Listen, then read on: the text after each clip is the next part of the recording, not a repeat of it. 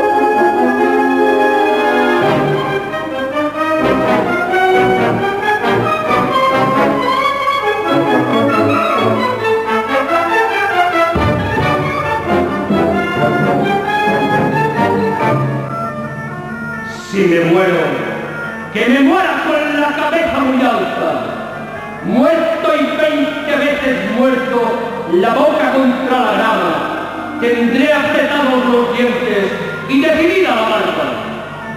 Cantando espero la muerte, que hay ruiseñores que cantan encima de los fusiles y en medio de las batallas. Si me muero, que me muera.